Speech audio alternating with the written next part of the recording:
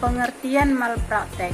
Malpraktek adalah praktek kedokteran yang dilakukan secara tepat atau valid, menyalahi undang-undang atau kode etik. Istilah ini tentunya relevan dan berkaitan dengan istilah malpraktik sebagai kata asal malpraktis.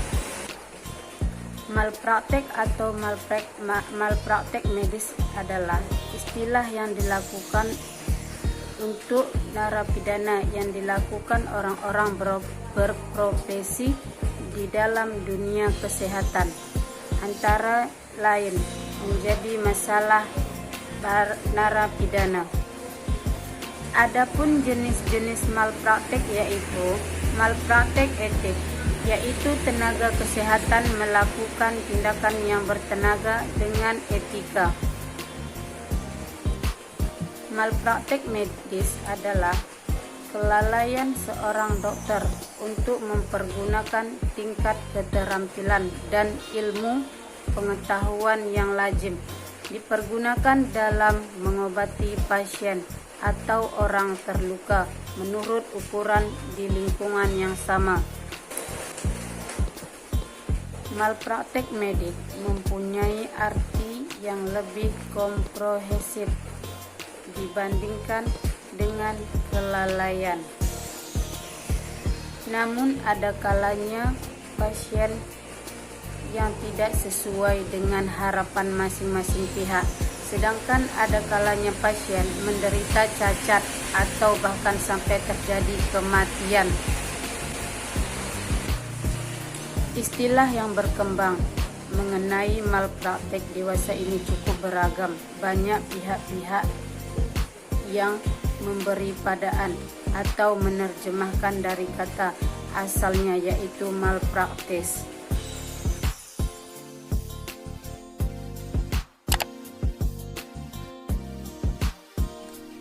Saya akan menjelaskan malpraktek medis dapat dibedakan menjadi dua golongan menurut J. Buandi, yaitu yang pertama dengan sengaja dan yang kedua dengan tidak sengaja. Yang pertama dengan sengaja, yaitu dokter melakukan perbuatan yang dilarang oleh peraturan perundang-undangan. Misalnya saja, dengan sengaja melakukan aborsi ilegal tanpa adanya indikasi medis, atau melakukan euthanasia dan sebagainya.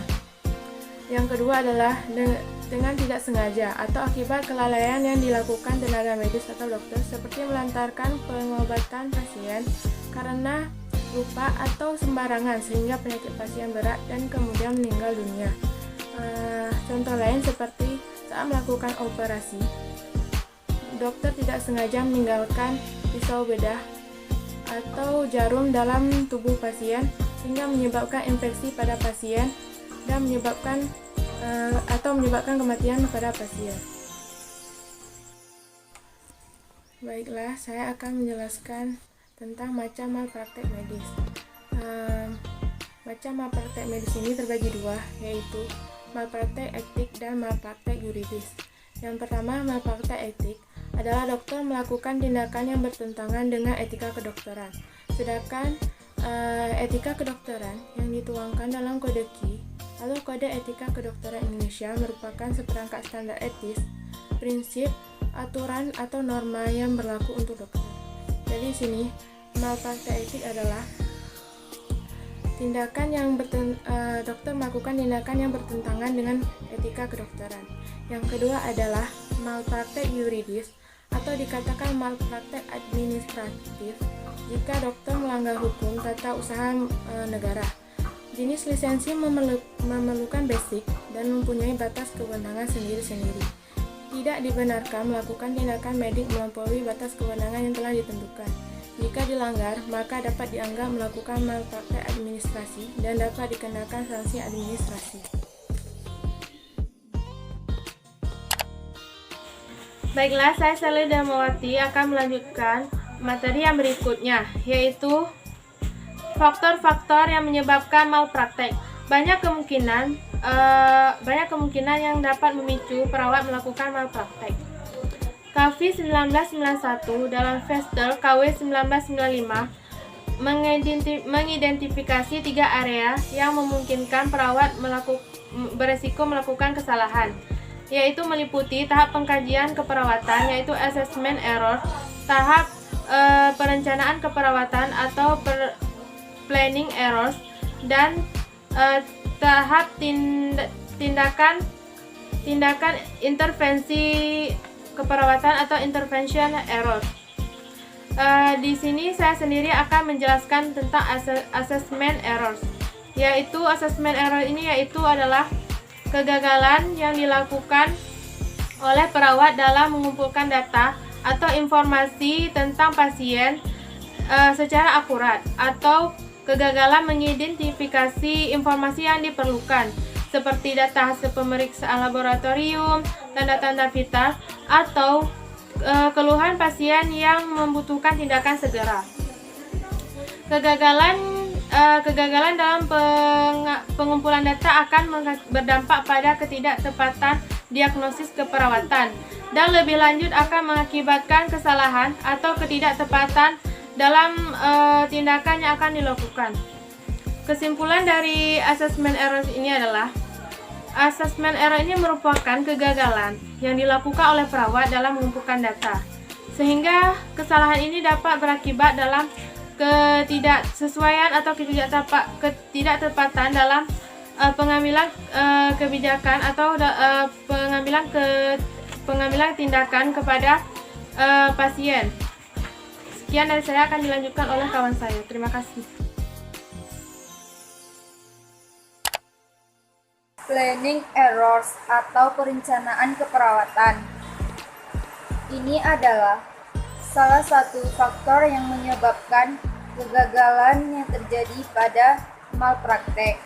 Salah satu tindakannya adalah A. Kegagalan dalam mencatat masalah pasien dan kegagalan dalam mencatat rencana keperawatan.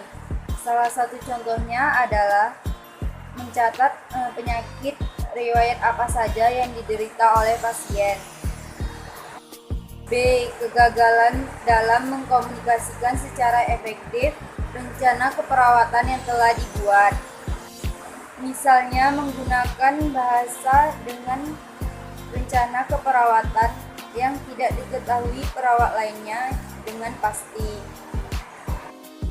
C. Kegagalan memberikan asuhan keperawatan secara berkelanjutan yang disebabkan oleh kurangnya informasi yang diperoleh dari rencana asuhan keperawatan. D. Kegagalan memberikan instruksi yang tidak dapat dimengerti oleh pasien.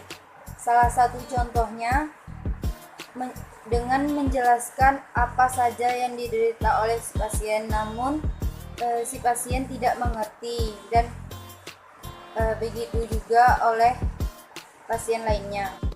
Salah satu upaya yang bisa mencegah terjadinya kegagalan planning errors atau perencanaan keperawatan dalam malpraktik medik yaitu 1. Memberikan kasih sayang kepada pasien dan keluarganya dengan jujur dan penuh rasa hormat. 2. Menggunakan pengetahuan keperawatan untuk menetapkan diagnosa keperawatan yang tepat dan laksanakan intervensi keperawatan yang diperlukan. 3. Utamakan kepentingan si pasien. 4. Tanyakan saran atau pesan yang diberikan oleh dokter jika perintah tidak jelas mengenai tindakan yang meragukan atau kurang tepat sehubung dengan perubahan pada kesehatan si pasien.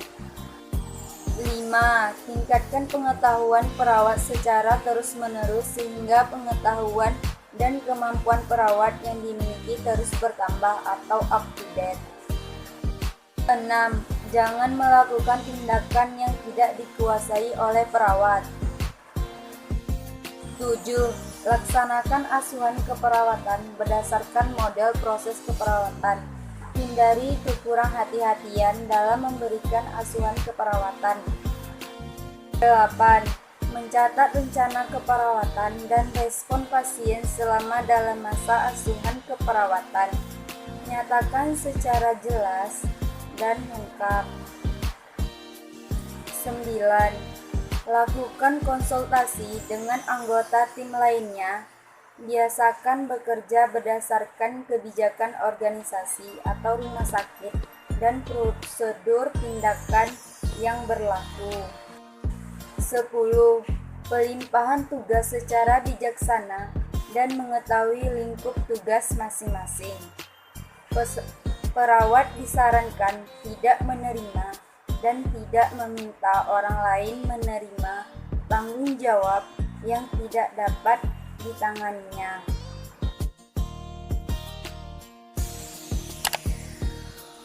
Intervention errors adalah suatu kegagalan dalam menginterpretasikan dan melaksanakan tindakan kolaborasi, dan juga kegagalan dalam melakukan asuhan keperawatan secara berhati-hati terhadap pasien. Kesalahan pada tindakan keperawatan yang juga sering terjadi adalah dalam membaca pesan atau order, mengidentifikasi pasien sebelum dilakukannya tindakan dan prosedur. Kesalahan dalam memberi obat serta terapi pembatasan atau restriktif terapi. Hal yang juga sering terjadi adalah kurangnya tenaga perawat, sehingga untuk mengontrol kondisi pasien terkadang tidak tepat waktu. Kemudian juga dalam hal pemberian makanan, perawat juga terkadang tidak tepat pada waktunya, sehingga akan mengganggu perencanaan kesembuhan pada pasien. Dari seluruh kegiatan ini, yang paling berbahaya tampaknya pada tindakan pemberian obat. Kejadian-kejadian ini adalah hal yang sangat sering terjadi dalam proses perawatan pasien. Oleh karena itu, perlu adanya komunikasi yang baik di antara anggota tim kesehatan maupun terhadap pasien dan keluarganya. Sekian dan terima kasih.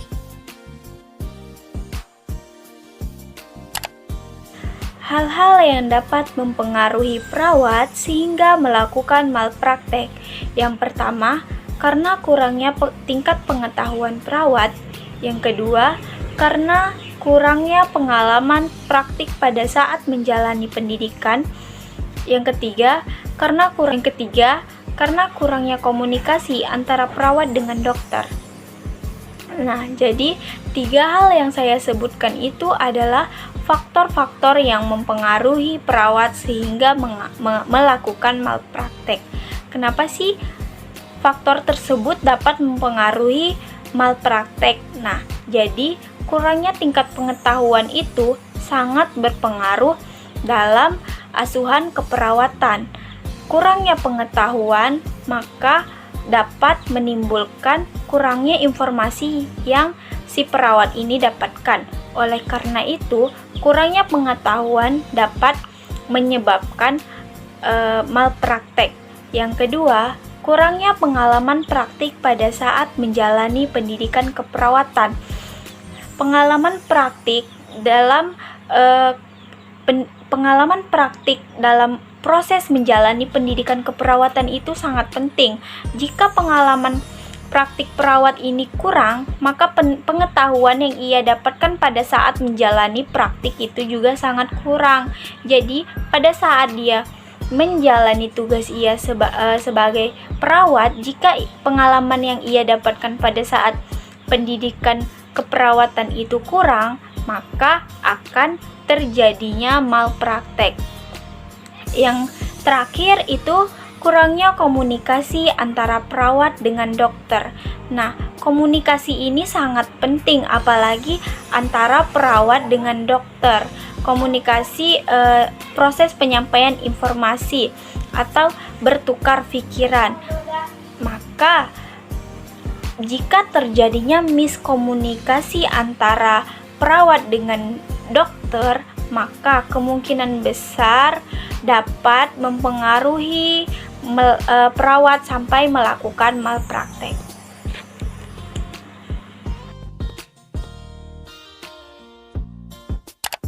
Pengertian malpraktik medis.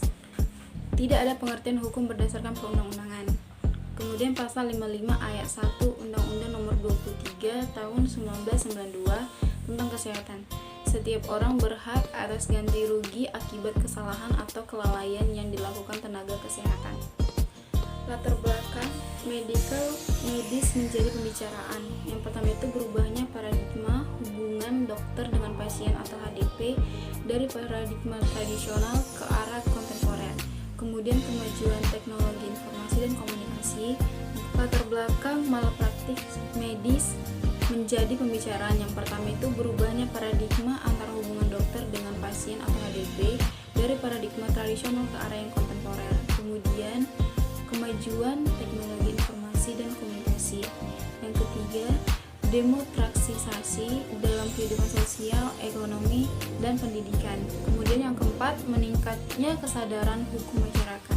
Latar belakang HDP kontemporer, yang pertama hak asasi manusia, yang kedua the right to self-determination, itu kemajuan teknologi medis. Yang ketiga, akses informasi yang terbuka. Kemudian tingkat pendidikan semakin maju, HDP semakin kompleks, HDP hubungan kepentingan, hubungan kepercayaan, hubungan profesi, dan hubungan hukum. Kemudian campur tangan hukum dari pemerintah. Medical malpractice, dilema dan kesulitan. Yang pertama itu diatur secara keras dan kurang hati-hati, dokter terganggu atau tidak nyaman menjalankan profesi, akhirnya masyarakat dirugikan. Kemudian kurang pengaturan yang tegas, masyarakat dirugikan, kurang terlindungi secara hukum.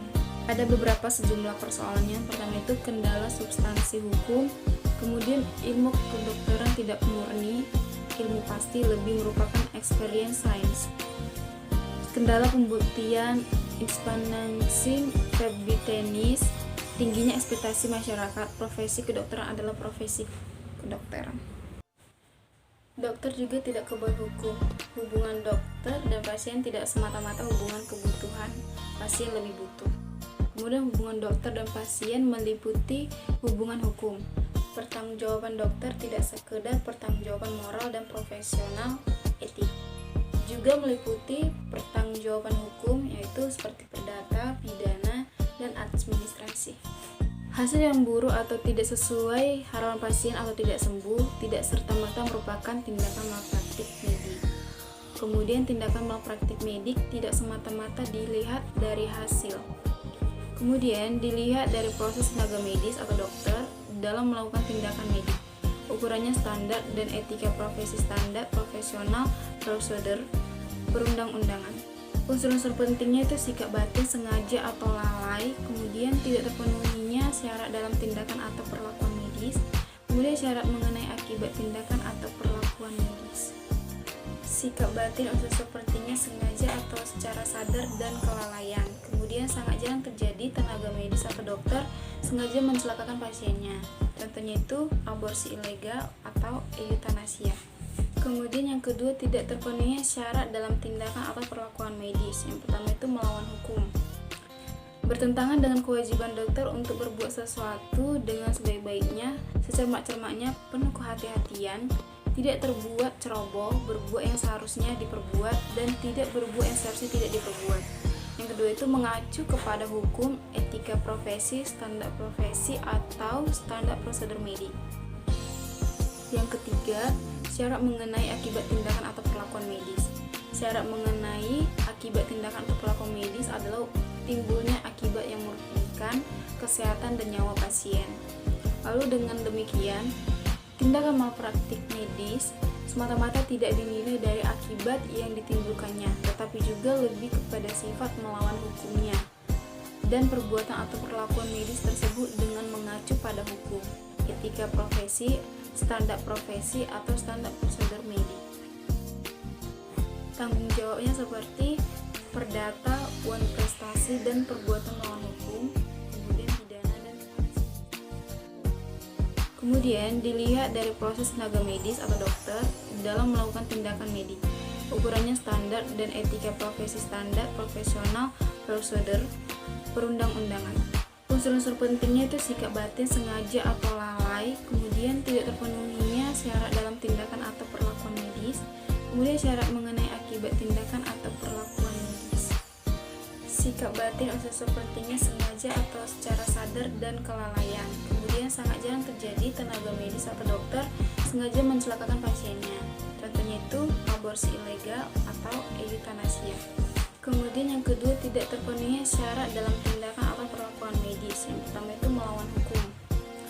Bertentangan dengan kewajiban dokter untuk berbuat sesuatu dengan sebaik-baiknya, secermat-cermatnya, penuh kehati-hatian, tidak terbuat ceroboh, berbuat yang seharusnya diperbuat, dan tidak berbuat yang seharusnya tidak diperbuat. Yang kedua itu mengacu kepada hukum, etika profesi, standar profesi, atau standar prosedur medik. Yang ketiga, syarat mengenai akibat tindakan atau perlakuan medis. Syarat mengenai akibat tindakan atau perlakuan medis adalah timbulnya akibat yang merugikan kesehatan dan nyawa pasien. Lalu dengan demikian, tindakan malpraktik medis semata-mata tidak dinilai dari akibat yang ditimbulkannya, tetapi juga lebih kepada sifat melawan hukumnya dan perbuatan atau perlakuan medis tersebut dengan mengacu pada hukum, etika profesi, standar profesi, atau standar prosedur medik. Tanggung jawabnya seperti perdata, uang prestasi, dan perbuatan melawan hukum,